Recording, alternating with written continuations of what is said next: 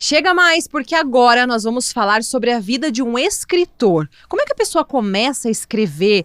Como é o bastidor dessa vida, dessa profissão? A partir de agora, aqui no nosso podcast, que está só começando, já se inscreva no canal e venha que você vai amar. São muitas curiosidades e muitas descobertas. Está no ar mais um De Papo com a Pri e hoje nós estamos recebendo o querido Antônio Ribas, ele que é escritor, tem livro novo chegando e vai conversar com a gente aí nesse momento. Seja bem-vindo. Obrigado, Priscila. Imagina. Obrigado, é uma alegria estar aqui no De Papo com a Pri. Que bom, a gente que agradece muito sua participação, porque assim, Antônio, acho que a gente pode começar já falando um pouquinho sobre os bastidores, porque todo mundo tem curiosidade de saber como é que vem a inspiração e quando que a pessoa decide que ela quer ser um escritor? Antes da gente começar, a gente começa por aí para depois falar das obras. Como é que foi isso na tua vida?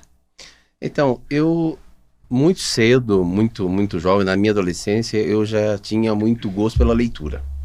Aí eu lia os almanaques, né, os gibis, né, sempre gostava muito.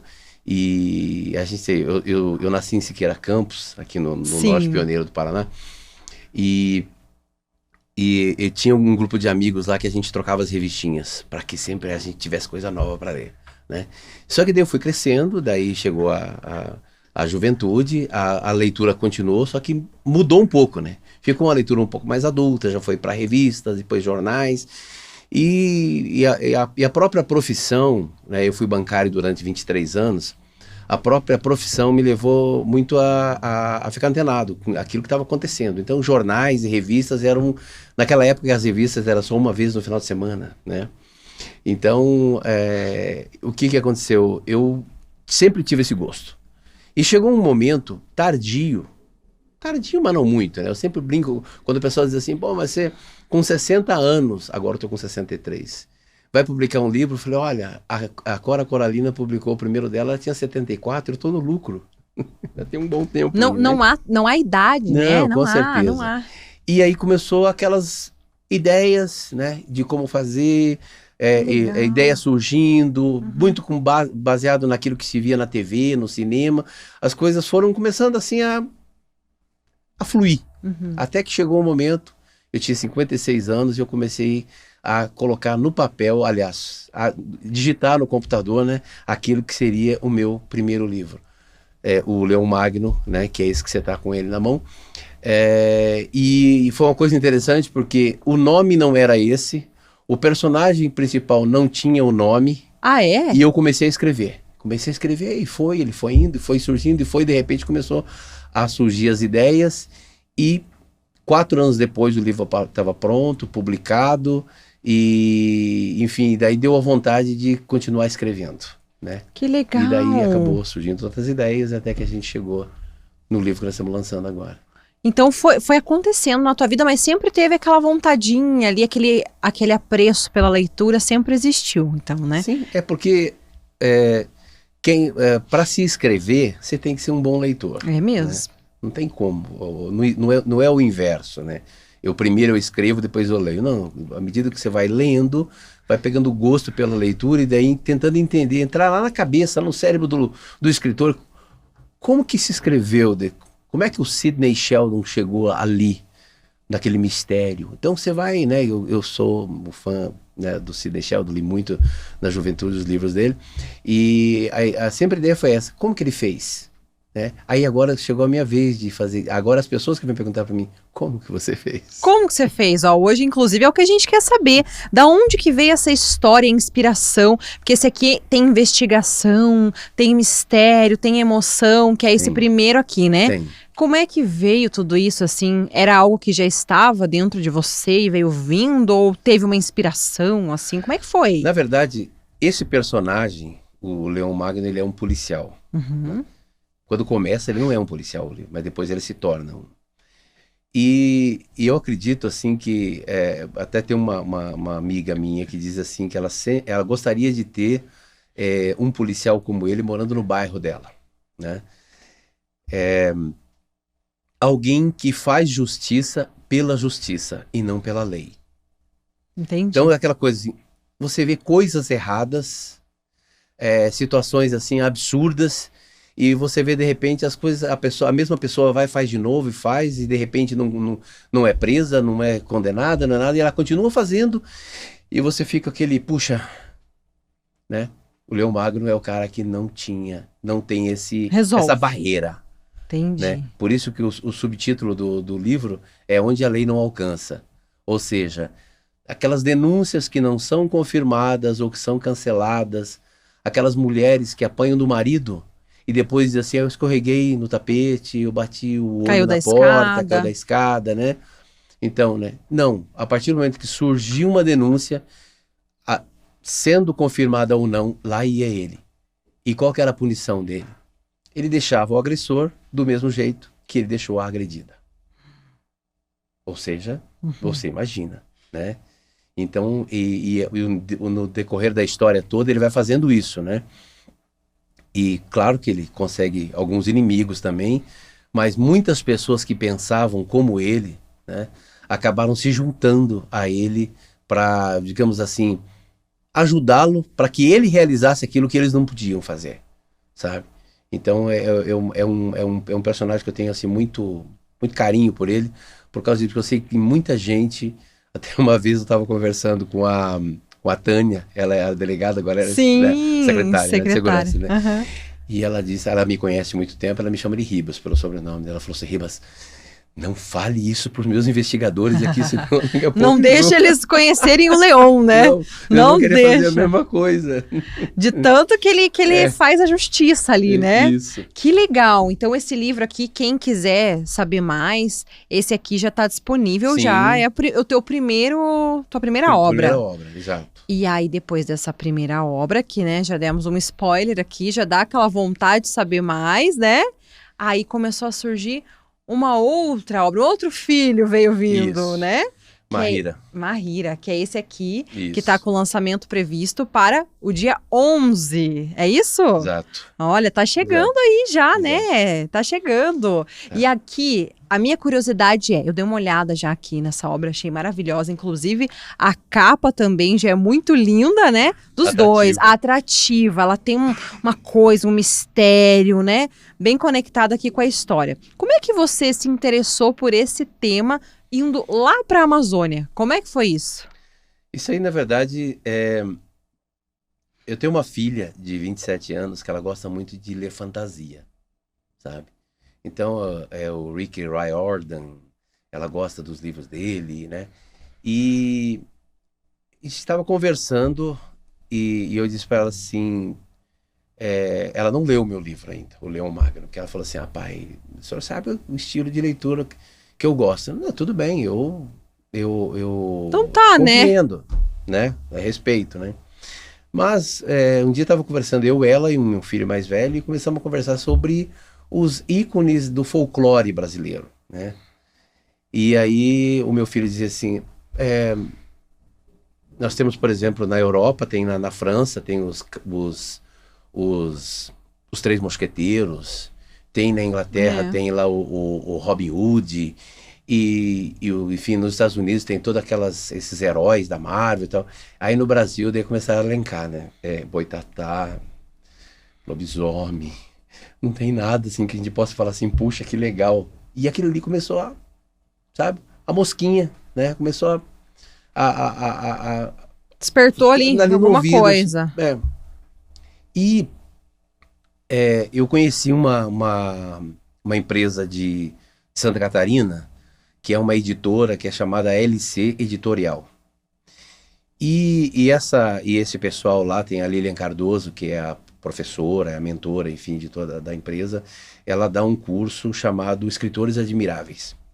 Surgiu na minha timeline, como tudo surge, né? Pois hoje, né? Quando você vê, tá ali. Por que será? Não, você falou alguma coisa, às vezes... Tá ali, né? Acho que às vezes você nem falou, você pensou. É impressionante hoje em dia, né? E já veio. Já veio, bem assim. Veio, né? E eu fui lá, comecei a conhecer, vi umas aulas e de repente resolvi fazer o curso com eles. Que legal. E passado um tempo começaram a falar sobre temas para se escrever. E nós estávamos no meio da pandemia. E conversa daqui, de repente uma delas falou assim, eu acho que está faltando literatura indígena no Brasil. E eu vendo aquilo ali. não se fala muito, é uma coisa boa, de repente algum escritor possa ter uma ideia, né, a big idea, como ela chama, de tentar retratar alguma coisa que seja interna de dentro de uma aldeia, né, indígena, né? Assim que terminou a aula, eu comecei a pensar aquilo ali, começou a juntar as duas coisas. Por que não pegar uma coisa, juntar com a outra e criar um personagem? Mas para criar um personagem é uma situação, não é que é complicada, é assim, até você pegar aquilo que você está pensando e materializar, Entendi. a impressão que você tem é que isso aqui não vai dar certo, ninguém vai gostar. Como é que eu vou fazer? Porque na verdade eu tenho que fazer isso daqui virar um ser, né? Pode não ser uma pessoa que esteja na minha frente, mas ela tem que ser alguém com quem eu me relacione. Sim. Então eu comecei a pensar como fazer isso. E de repente surgiu a primeira coisa, o nome. Um nome forte, um nome atrativo. Impactante, assim, impactante. Né? Tem que ser alguém que seja de fora da aldeia. Não é da aldeia, ela é de fora da aldeia. Ela chega. Mas ela chega para quê? Né? Qual é o objetivo que tem essa pessoa, essa figura, Maíra? Ela é alguém que vem para solucionar um problema que, além dela, ninguém mais conseguiria. E isso é o que... Tem uma missão. Atrai. Isso é o que chama a atenção e que pessoas já vieram falar para mim assim, você enfeitiçou esse livro, por acaso, que eu começo a ler ele, de repente eu chego na hora do almoço, eu falo assim, nossa, eu vou almoçar rapidinho para voltar a ler de novo. É a Maíra, né? É o poder dela ali, né? É ela. E aí, o que mais que a gente vai encontrar aqui dentro? Você já deu um spoiler que ela é muito forte, que ela tem uma missão, que ela chega ali naquele lugar, começa a ver algumas coisas que vão acontecendo. E o que mais que você pode contar? Sem entregar muito, não, né? Que vocês têm que ler. O que eu posso contar é, primeiro o seguinte, no meu site, que o site... Vai estar na descrição aqui. O site é o donodolivro.com.br. Joia. Lá eu coloquei os 2 primeiros capítulos dele. De graça. Já então, dá para o pessoal começar a ver. Eu posso falar o que está ali sem problema nenhum. Então, por favor, né? Conta aí. Na verdade, assim, os povos indígenas, eles respeitam muito quem respeita eles. Mais ou menos básico do ser humano, né? Sim. Você me respeita, automaticamente, né? Eu te respeito também. Mas eles têm uma outra situação, tem uma outra... assim... Visão, cultura... Não é uma questão de visão, eles têm um jeito de enxergar a coisa assim. Não é só você me respeitar, você tem que respeitar o lugar onde eu vivo. Ah, sim, entendi. Você tem que respeitar os meus valores. Você pode até não concordar com muita coisa, mas você respeita os meus valores, né? Você respeita os costumes. Respeita, no caso da floresta, respeita os animais que vivem ali, né? E tem um cidadão que ele é um misto de brasileiro com americano, porque ele é descendente de avô brasileiro e avó americana, e ele se muda para o Brasil quando ele tinha 24 anos, porque as duas paixões dele eram botânica e biologia. E ele veio para o Brasil por quê? Ele, com 10 anos de idade, ele veio para o Brasil a primeira vez trazido pelo avô dele, que era brasileiro. Né? Já conhecia bem o idioma, afinal de contas aprendeu em casa. E ele começa, e ele sente o gosto, tipo assim, aqui eu tenho a maior fartura de possibilidades de eu realizar o meu trabalho, porque aqui existe a maior floresta fechada do mundo, que é a floresta amazônica. Então ele vem para o Brasil. Ele vem uma vez, ele está iniciando a pós-graduação dele. Quando ele vem a segunda vez, ele conhece a namorada que se casa com ela depois. E daí se muda para cá de vez. E ele começa a ir todos os anos, ou uma vez a cada 2 anos, para a floresta amazônica, começa a fazer amizades. E lá ele começa a colher, fazer a colheita de espécimes e de plantas para o trabalho dele, né, de biologia, das pesquisas, exatamente, né? E ali ele escreve artigos para revistas. E muitos indígenas da região começam a perceber que ele tem uma característica que é semelhante à da Mahira, que eles ouviram do passado. Porque ela é um ser do passado. Ah, Entendeu? De entendi. 3 séculos atrás. E os avós, bisavós, tataravós contavam para ele. Ele era uma pessoa que tinha pele branca, cabelos avermelhados e um profundo amor pela natureza. E, inclusive, até ele diz assim, se ele fosse uma mulher, seria ela. Mas não é ela. Ele, é o homem, né?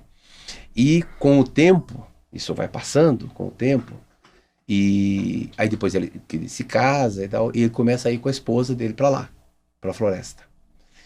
E ele faz uma amizade com um chefe de uma aldeia que diz para ele assim, você não tem filhos? Você não vai ter filhos? Quem não tem filhos é como árvore seca. Não pode. Aí eles, olha, não chegou a hora, né? Não, mas como não, ainda não chegou a hora. E acontece de um jeito místico, isso eu não vou contar, porque daí já é uma coisa tem que mais, ler aqui, né, para os de detalhes. Né? De uma forma mística, ele descobre que ele vai ter uma filha e que essa filha, ele ainda não sabe, ela será futuramente a Mahira.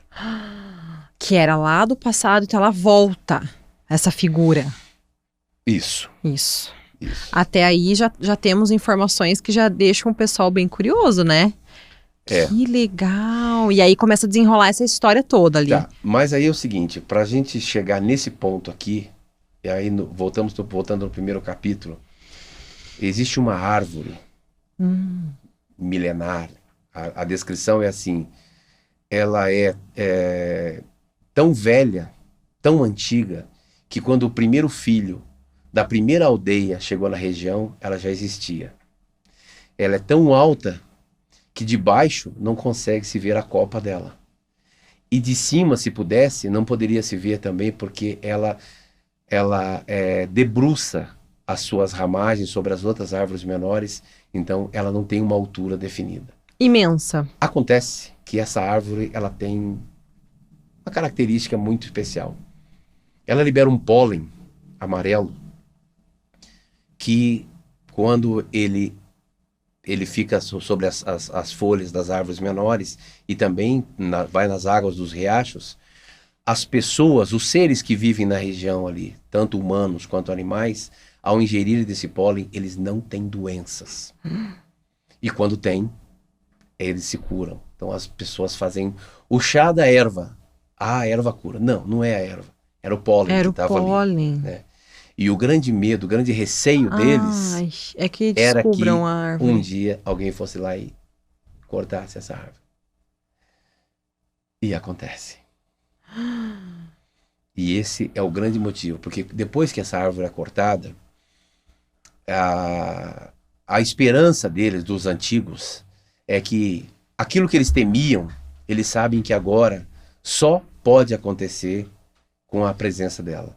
Mahira, que na verdade eles chamam ela de Mahirá, que o primeiro nome que eles conheciam era esse, ela tem que retornar para que ela possa, então, trazer de volta o equilíbrio, a paz e a harmonia, que era assim, humanos respeitam humanos, os animais só caçam para se alimentar e os seus filhotes, não se matam como se fosse uma destruição meramente, né?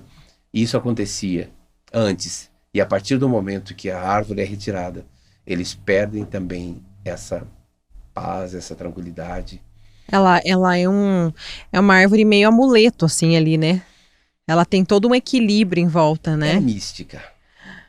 Ela é mística. Ela é o ponto central ali, né? Exatamente. E aí essa árvore, ela é arrancada da floresta, cortada em partes iguais, porque foi por tráfico de madeira que ela foi arrancada dali. Então, ou seja, alguém contratou e pagou muito caro, porque ela é uma árvore muito grande. Seriam necessários 20 homens dar as mãos para ficar ao redor do caule dela. Enorme. Então, quem tem essas peças tem uma raridade que não existe em nenhum lugar do mundo. E Mahira, ela é levantada, né? E ela é de um jeito assim, todo especial, porque quando ela nasce, ela já nasce assim. Nasce porque recebe aquele nome que foi dado a ela misticamente. E, ela é toda fraquinha. Ela é uma menina. Quando ela tem uma irmã que é 2 anos mais nova que ela. E quando as duas têm 12 anos, a irmã parece que tem 15 e ela tem 10. A diferença é muito. Ela é muito fraquinha. Muito frágil. Muito assim. frágil. Ela tem a visão muito fraca. Nossa. Ela usa óculos com vários graus ali. E até a única, vamos dizer assim, situação que leva que os pais acharem que não é um problema que pode dar problemas futuros para ela é que ela não tem doença. Mas ela não tem doença porque, na verdade, lá no começo da gestação dela, os povos da floresta já sabiam quem era ela e ela já começou a receber uma pequena porçãozinha da floresta que ia fazer ela ficar grande, ficar, né, no futuro, enfim, né? Mas ela é levantada dentro da floresta, pela floresta, ou seja, é como se ela é de fora, tá? Ela veio de fora, né? Ela tem a pele branca, ela tem os cabelos vermelhos, como na lenda, né, que os antigos contam, mas ela é levantada pela floresta. Ou seja, eles fazem com que ela se torne aquilo que ela deveria ser. E isso que é a coisa bonita da história, sabe? Porque ela é uma menina muito inteligente. Rapidamente ela entende, apesar dela ter sido raptada, que na verdade ela é raptada dentro da floresta. E ela entende, ela começa a entender, a partir do momento que ela entende assim, você é alguém que deveria estar aqui hoje, assim como nós. E você vai ser aquela pessoa que um dia vai resgatar tudo isso. A única coisa que ela não entende é que ela mostra para as pessoas, mas olhe meu braço, olhe para mim, eu tenho 1,5 m de altura, eu tenho 47 quilos, e vocês estão falando de uma mulher de 1,80 m, ágil, veloz, que luta, forte. Que tá errado. Isso não. Daí eles dizem, não, calma, tudo a seu tempo, né? Então esse a seu tempo vai fazendo com que ela vai se tornando. E até chegar lá vai se transformando ali, né? Vai. Então, esses 2 primeiros capítulos as pessoas podem acessar, né? Tá. O site, inclusive, está na descrição aqui, a gente vai colocar, e aí você vai poder acessar. Daí o restante da história, porque você deixou todo mundo curioso aqui, né? O restante da história, daí você vai ter que ter o livro. E para ter o livro, porque agora, né, nesta data que estamos hoje, 11/11, já está disponível. Já está disponível. Como é que faz aí para o pessoal ter acesso a esse livro aqui com todo esse mistério, essa capa maravilhosa, convidativa? Como é que faz, hein? Tá. Então, aqui em Ponta Grossa, ela está disponível em 3 lugares onde você pode comprar o livro fisicamente. Certo. Né? Na Livraria São Luís. Tá. No Posto Panorâmico. Legal. E também na Secretaria da Igreja da Paróquia de São Sebastião. Joia. Isso ali, físico. São os lugares lá, físicos. Exatamente. Mas, acessando o site, o donodolivro.com.br, tá. ali tem indicação de onde se pode comprar online. Daí você aí recebe no seu endereço. Justamente. Como é que é para você olhar hoje, assim, e ver essas 2 obras, né, maravilhosas, aqui prontas, tão belas, e tantas pessoas tendo acesso a algo que você preparou, você idealizou, você criou? Como que é para um escritor? Hoje, eu já não preciso me beliscar mais, né? Mas quando eu vejo, assim, especialmente porque a família, quando a família elogia você por algo que você fez, digamos assim, vale.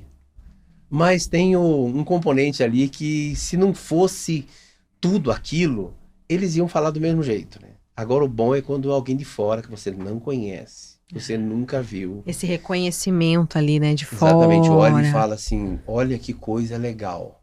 Entendi. Né? Esse livro, ele teve algumas mãos que me ajudaram a fazer ele, né? Porque, na verdade, assim, eu sempre como leitor, Priscila, eu não me sinto muito bem quando o autor tenta me enganar, sabe? Então, por exemplo, imaginasse, por exemplo, que nós tivéssemos nós dois aqui e você dissesse, nós tivesse um copinho aqui e fosse assim, ó, aqui tem cachaça, entendeu?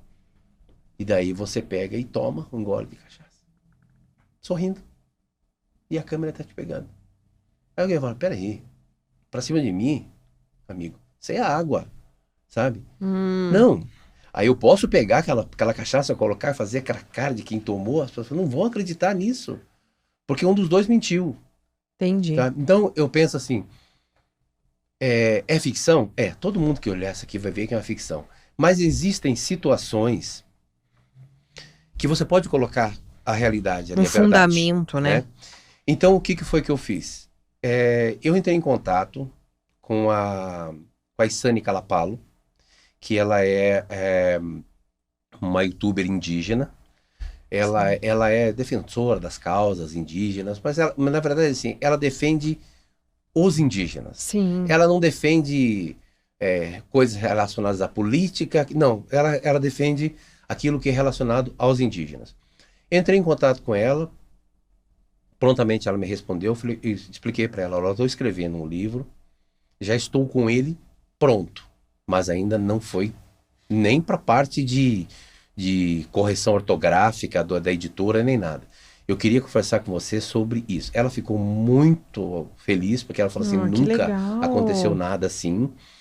E aí, o que aconteceu? Eu fiz uma super sinopse para ela, mandei para ela, e ela ficou entusiasmada, gostou muito, inclusive ela tem um endosso desse livro, tá? E eu disse, olha, eu queria que você confirmasse algumas coisas para mim, porque quando a pessoa lê, ele vai saber assim, não, isso aqui tem a ficção, claro, né? Sim. Mas também tem o lado da realidade que vivem as aldeias, né, os indígenas, né? E ela começou a me contar histórias. Nossa. Olha, aí quando eu disse para ela, quando eu mostrei para ela, ela falou assim, olha, Antônio, histórias parecidas com essa que você contou no livro, forças que agem na natureza,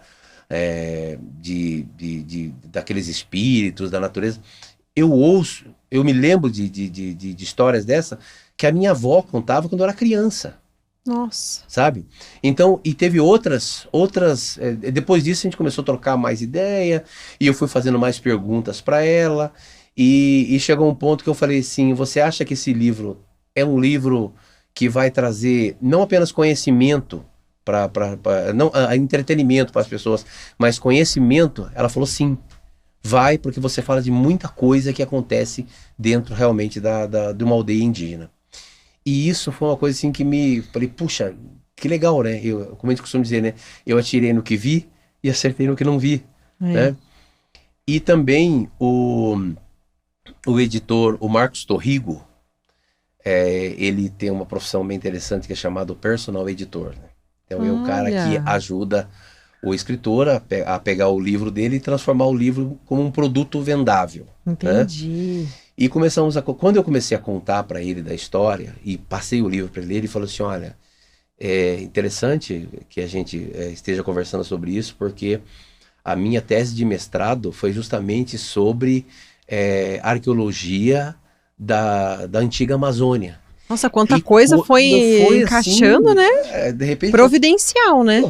Eu falei, mas peraí, cara. O que tá acontecendo? E ele ainda falou assim, e outra coisa, ele falou assim, faz mais de 20 anos que eu trabalho com isso e nenhum autor nunca puxou esse assunto sobre comigo, isso. Né? Nossa, era pra ser, hein?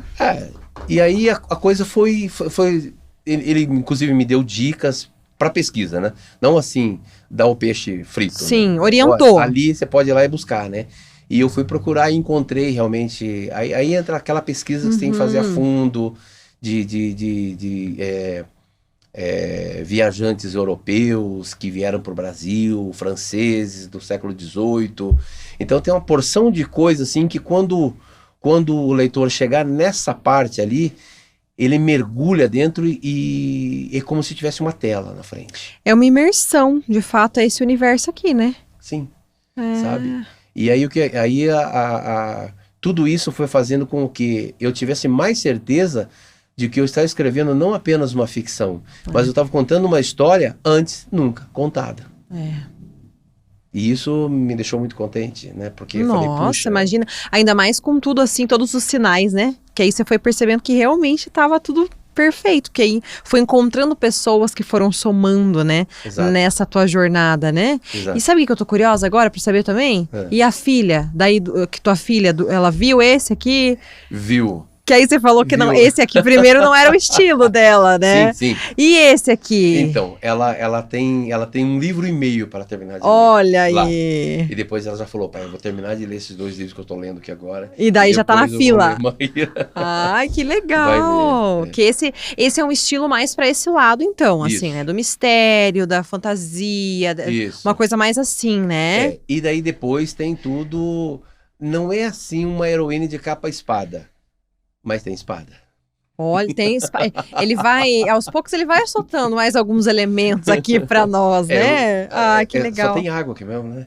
Esse é só água mesmo. né? Esse é só água. Ou não sei. Não, eu acho que só Vai tem ter água, que provar pra ver. Acho que só tem água. Que mágico! Você sabe que enquanto você tá contando pra nós essa história, não sei quem tá ouvindo, assistindo aqui a gente, mas eu tô imaginando tudo isso que você vai falando. E esse que é o encantador, né? Porque o livro, ele é um portal, né? Eu costumo dizer que ele é um portal, assim, que se abre e você viaja, né? Então, enquanto você tá falando, a gente vai construindo na nossa cabeça a imagem dela, né? A imagem lá da floresta, da árvore, quando você deu os detalhes da árvore, tudo isso a gente vai imaginando aqui, sim, né? O livro, ele é isso, né? É transportar a pessoa para qualquer lugar. É, exatamente. Então, o do livro é isso mesmo que você falou. Quando você tá lendo um livro, você vai lá onde o autor quis que você estivesse. Ele te leva lá, seja pro alto do Everest, para uma montanha, para uma caverna, você vai junto com ele lá, né? E a minha ideia foi justamente essa também, levar as pessoas, fazerem com que elas fizessem essa caminhada junto comigo, que vão para a Europa, voltam para o século XVIII. Olha, tem que fazer as malas então, ó, para ver esse livro aqui. Voltam para o século XVIII, porque lá acontece coisas muito interessantes. Que tá tudo conectado. Passado e futuro tá conectado, porque eu vou dar um... Por favor, mais um spoilerzinho. Merecemos. Na verdade, assim, eu até falo isso porque já perguntaram pra mim, mas você falou que ela é uma heroína do passado que volta, então tem alguma coisa a ver com vidas passadas? Eu falei, não é. Ela tem um traje místico. Posso chamar até um pouco de mágico também. E esse traje, ele é introduzido, vamos dizer assim, na pele dela, dentro. Então, ela está com o traje, daqui a pouco ela está sem, porque ela controla com o cérebro dela. O cérebro dela comanda, né? E é isso que faz com que pessoas se lembrem de uma determinada mulher de roupa prateada que viveu lá no século XVIII e que impediu que uma aldeia fosse destruída, e até pensam, mas será que essa mulher é tão velha? E ela não é tão velha, o traje é o mesmo, sabe? E esse traje é que dá toda a força para ela, toda a agilidade que ela precisa. É a armadura. É uma armadura, ela é uma armadura, só que não é aquela armadura dura. Entendi. Ela é algo assim que ela, rapidamente ela está com ele e já não está mais, porque é ela que define. Com o pensamento dela, ela traz ele de volta. É mágico. Eu diria que ele é um pouco mágico, sabe? Eu gosto mais de usar o termo místico. Místico. Mesmo, sabe? E é graças a esse traje místico ou mágico, sabe? É que ela consegue ser quem ela é, sabe? E ela é muito forte, ela é muito ágil, ela consegue ler o pensamento da pessoa com quem ela está conversando. Nossa, ela tem muitos poderes, então. Portanto, mas isso nunca, não pertence a ela. Isso pertence ao traje. Porém, esse traje místico ou mágico, e ele também tem lá as suas façanhas, sabe? Esse traje. É ele que aceita a pessoa, e não o contrário. Porque tem... Se você olhar no sumário, uma determinada altura ali, você vai ver que tá escrito assim... A maldição do traje. Ele que determina ali, então. Se ele quiser... A pessoa, se a pessoa for usar o traje, Ai, que linda. se a pessoa for usar esse traje, que é mais ou menos parecido com isso que você está vendo aí, não tem como retratar. Bom, não é que não tem como retratar. É que cada um vai imaginar do seu exatamente. jeito, né? Quem está lendo imagina desse jeito. Sim. Né? É que ele, assim, a pessoa que usa ele, né, que deve ser uma mulher que usa ele, ela tem que ter sentimentos puros com relação a outras pessoas. Ou seja, ela não pode ter no coração dela a intenção de ferir, de magoar, de prejudicar, sabe? Porque se ela tiver no coração essa ideia... Aí já não... Aí o leitor vai ver na maldição do traje o que acontece com a pessoa quando ela tenta fazer isso. Esse aí que ele tá falando é o capítulo 6 aqui, ó. Já vi aqui, ó. É a revolta de Marani e Isso. a maldição do traje. Exato. Então, nessa parte do livro que vocês vão ver toda essa vibe aí. E agora, depois do livro lançado, o que você espera, hein, Antônio, da tua trajetória como um grande escritor aí, de grandes histórias? O que você espera? Bom, eu tenho o sonho de fazer com que esse livro se transforme numa trilogia. Ah, que legal! Tem uma sequência aonde mostra como surgiu o traje, né? Entendi. Uma coisa que eu não falei mais, uma coisinha também, nós já estamos aqui contando uma boa parte, né? Já queremos muito. Existe uma poção, ela não é mágica, mas ela é feita com uma água, que essa água ela tem um negócio. Poderes, ali é usado mais ervas e tal, e que é dado para os filhos da floresta, dessa aldeia. Essa aldeia é a aldeia chamada Tessaiubá, e ela tem esse nome porque os filhos dessa aldeia têm os olhos amarelos. E então eles enxergam à noite, como os felinos. Sabe? E essa poção que é feita com essa água, ela e mais as ervas ali, ela dá aos adolescentes da aldeia mais força, ossos mais fortes, músculos mais fortes, uma inteligência mais aguçada, para que eles possam ser aquilo que eles quiserem, sabe? Trabalhadores, pescadores, guerreiros, enfim, o que eles quiserem fazer, sabe? Porém, para Mahira, essa poção foi triplicada. E, inclusive, essa poção causa uma grande dor na pessoa que toma, porque justamente uma transformação ali, começa exatamente, não somente nos ossos, mas músculos, hormônios, tudo. um monte de coisas que começa a acontecer e que ela tem a impressão que vai morrer, de tão forte que é, né? Mas chega um momento em que essa força que ela recebe da poção dá força para ela aguentar a próxima dose que ela vai tomar. Você entendeu? Entendi. E ela se vai fortalecendo. E ela se torna isso. Então, como que surgiu essa poção? Vai estar no segundo livro. De onde veio? Como surgiu? Para onde vai? Vai ter mais. Olha que legal, então vai ter continuação. Vai ter continuação. Muito massa. Imagino que você quer alcançar muitas e muitas pessoas, né? Através das tuas obras, das tuas histórias. Eu já tenho, por exemplo, a ideia do segundo livro, digamos assim, para não ser muito arrogante, metade dela eu tenho na cabeça já. Pronto. Só que daí agora, o que acontece? Eu tenho o começo, o meio e o fim da história, só que daí tem aquela parte interna ali, né? O desdobramento ali, como né? que eu vou chegar até lá, né? Entendi. Isso daí, à medida que a história começa a ser desenvolvida, é como um caminho que você sabe que existe, mas você não conhece. E só tem um jeito de você chegar até o final. Você tem que ir caminhando por ele. Ah, tem uma curva aqui. Descobrindo repente, esse caminho. Tem um córrego que você tem que pular por cima dele, vai indo e tal, até que você vai, né, chegar onde, né, você gostaria, né? Eu acho que muita gente hoje já vai querer devorar, né? Devorar estas obras aqui. São duas, tá? Então, esta aqui, a Mahira que fala, né? Isso, Mahira. Mahira. Você falou Mahira. Mahira é o nome que os indígenas davam antes. Antes. Então, esta é Mahira. Mahira. Ó. Então, esse já está disponível, Mahira, uma lenda na Amazônia. Esse aqui é o lançamento, mas você já pode ter. E esse aqui é o outro também, que é um outro formato, que é o Leão Magno, onde a lei não alcança. Ó, você que gosta de histórias policiais, assim, né? É esse aqui de investigação, eu gosto. Gosto dos dois estilos, dos dois. Então você tem essas duas opções, o link está aqui na descrição do nosso vídeo aqui do canal, então você pode acessar, pode chegar no seu endereço, e se você é da cidade de Ponta Grossa, né, depois você volta um pouquinho o vídeo aqui que a gente falou também os lugares físicos onde você pode encontrar aí as obras. Adorei saber mais, dava pra gente ficar muitas horas aqui conversando, né?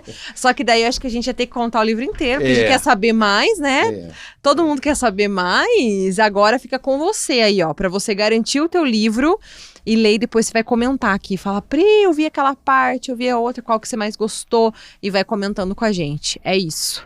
Muito obrigada, adorei. Aí tem o... Legal, eu também gostei muito. Ah, que bom, que bom.